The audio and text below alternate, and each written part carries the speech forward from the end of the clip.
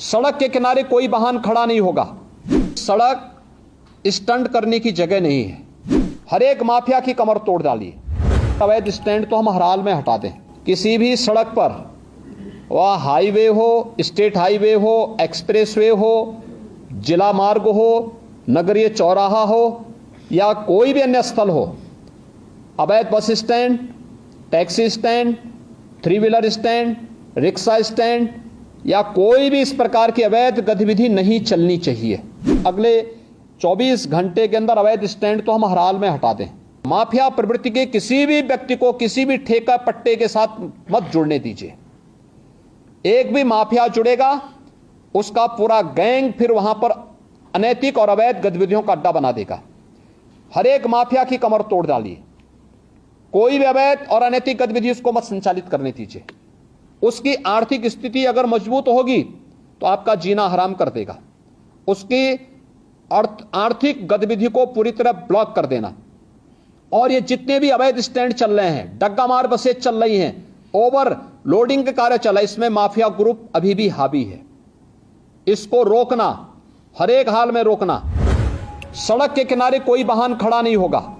कई कई किलोमीटर तक हम लोग देखते हैं ट्रक्स खड़े हैं हाईवे के किनारे। क्यों खड़े हैं? बहुत बार एक्सीडेंट के कारण भी बनते हैं ये। सड़क के किनारे कोई वाहन खड़ा नहीं होगा। नियमित पेट्रोलिंग करना, उनके लिए पार्किंग का स्पेस उपलब्ध करवाइए, या अन्यथा वो सड़क पर चलते रहें। ढाबा भी अगर पार्किंग के लिए स्पेस नहीं है तो ढाबा को भी, इस प्रकार के अवैध ढाबों को भी आप सड़क के किनारे से हटाएंगे। ओवरलोडिंग को रोकने की कार्रवाई, जहां से ओवरलोडिंग हो रही है उसी केंद्र पर रोकना।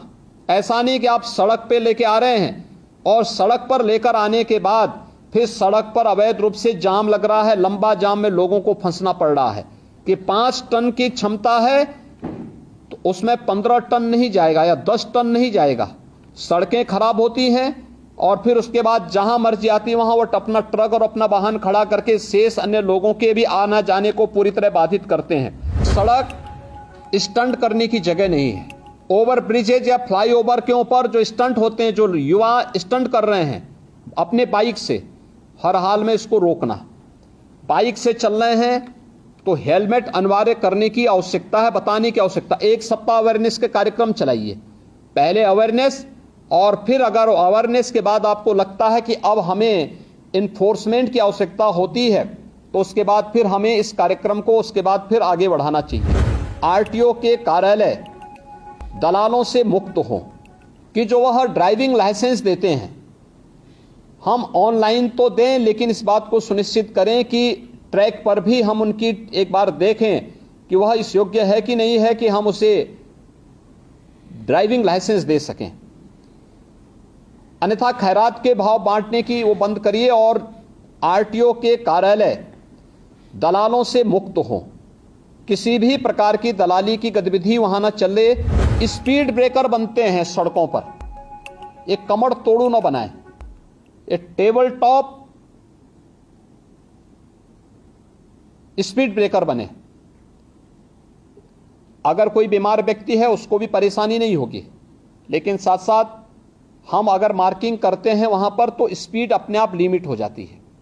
लेकिन जब वह कमर तोड़ू बनाते हैं तो कोई बीमार व्यक्ति जा रहा है उसके लिए बड़ा, या कोई बच्चा है, कोई गर्भवती महिला है, उसके लिए खतरनाक हो सकता है। कहीं भी हमें ये कमर तोड़ू स्पीड ब्रेकर नहीं दिखने चाहिए।